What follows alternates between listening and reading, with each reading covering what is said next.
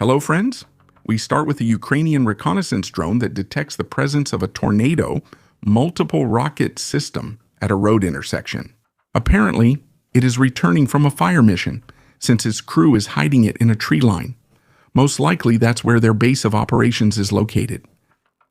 Once the coordinates are set, the operators request an urgent delivery of a HIMARS precision rocket, which turns a quiet corner of the Ukrainian steppe into an even quieter place, now that the invaders are taking a well-deserved eternal sleep. Another happy customer gets their final dose of tungsten pellets. This is crazy because the defenders have now transformed an Antonov AN-28 light turboprop aircraft into an airborne drone interceptor platform armed to the teeth.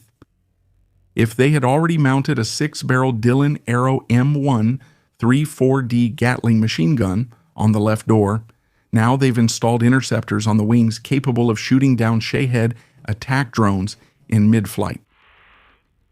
In the video, we see that the AN-28 is now equipped with special mounts on the wings, where the interceptors of two types are carried and launched. The first is the Ukrainian-made P-1 Sun, and the second is the Merov's AS-3 Surveyor anti-drone system. Mounting these interceptors on an aircraft instead of launching them from the ground gives the system an altitude advantage, longer loiter time over a patrol area, and the ability to head toward a threat, using the sensors and crew of the mothership before launch. Since it is equipped with a reconnaissance turret that has a high-resolution thermal camera, allowing targets to be identified with great precision. El AN-28 AN-28 is a light general-purpose turboprop from the Soviet era, originally designed for short runway operations in remote areas. Clearly, it is not a fighter, nor was it designed to intercept anything, and this is precisely what makes its conversion so significant. The defenders are not waiting for platforms specifically designed for this purpose. They are making use of what they have at hand, radically modifying it, and then testing it in real combat.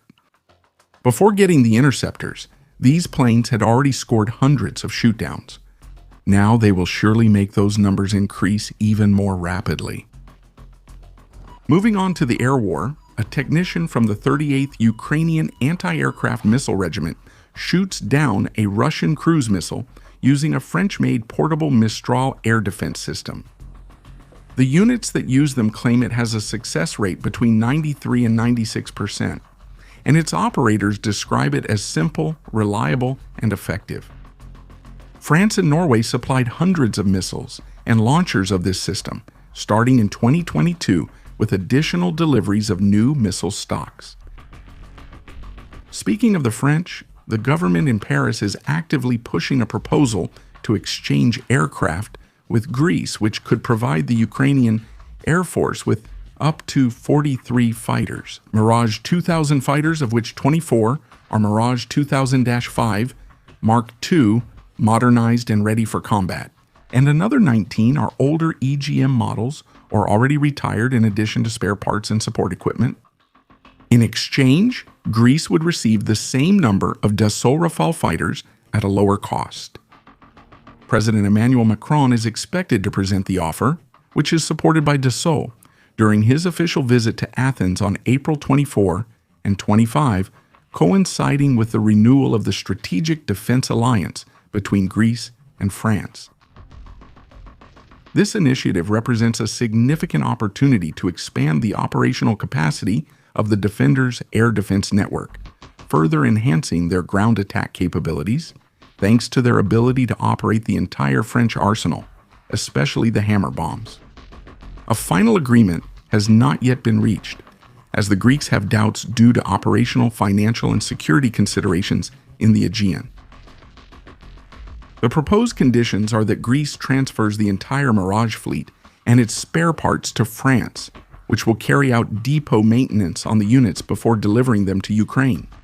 In exchange, Greece acquires an equivalent number of Rafale at a reduced price, which would allow the two squadrons of the 114th Fighter Wing of the Hellenic Air Force to make a complete transition to the Rafale.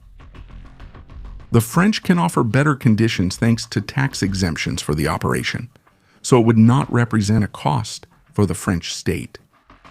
Dassault supports the operation as it secures the Mirage 2000 upgrade contract before delivery to Ukraine and lands an extra Rafale order for Greece, generating more maintenance revenue. The Mirage 2000-5S are highly compatible with the French Mirage 2000S that are already in service with the Ukrainian Air Force. The availability of additional airframes would allow for an increase in combat sorties for the suppression of enemy air defenses, precision strikes on ground forces, and the defense of Ukraine's airspace. This is crucial, as Ivan is expected to launch more drones against the defenders in the coming months. Gaining access to the Greek Mirage fleet would provide defenders with a large stock of spare parts, helping address maintenance issues that have limited Ukrainian Mirage operations.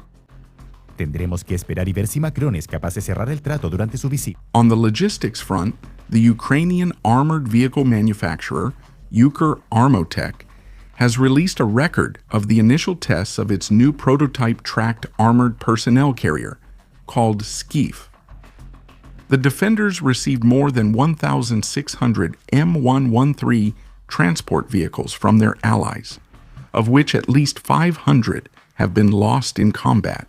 However, the troops describe them as reliable armored vehicles, easy to maintain, spacious, and with good mobility, despite their age.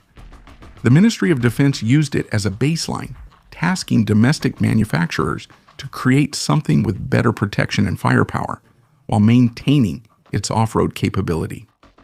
The Skif prototype has demonstrated great mobility in muddy terrain, steep slopes, and complex off-road conditions during tests, which are typical on Ukrainian battlefields. The vehicle, whose overall structure is similar to the M113, features multiple improvements, including perforated side armor panels and the possibility of using different types of engines, so as not to depend on a single supplier. It can carry 8 equipped soldiers plus 3 crew members, including the driver, commander, and gunner. Those with ballistic protection are at level 4 and have a floor resistant to anti-tank mines with up to 6 kilograms of explosive charge. This represents twice the protection of the original M113.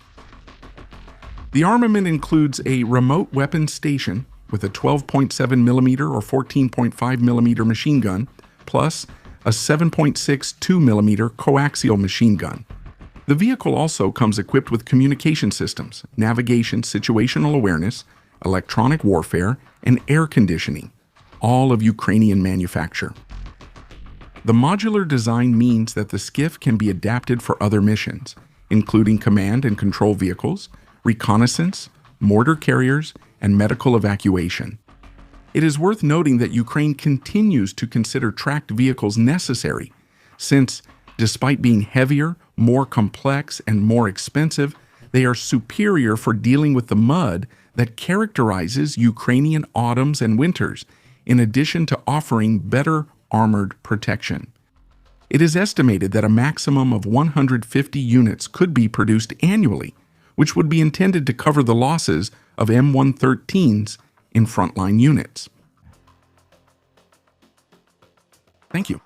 To conclude, despite the continuous attacks by the Horde's drones, life in Ukrainian communities goes on almost as normal. As I always say, not all heroes are on the front lines. If you want to see additional content about the war in Ukraine, I invite you to visit our 2 new channels, where we present information about the war in a different format. Don't forget to check them out. Remember to visit our Patreon, where for just $1, you'll have access to a large number of uncensored videos and documentaries. Lastly, visit our store, where you can find items inspired by some of Ukraine's most outstanding units. Take history with you, and with every purchase, you'll be supporting the United 24 program, which directly supports reconstruction programs, aid to the civilian population, and defense. Don't forget to leave a like and subscribe to the channel.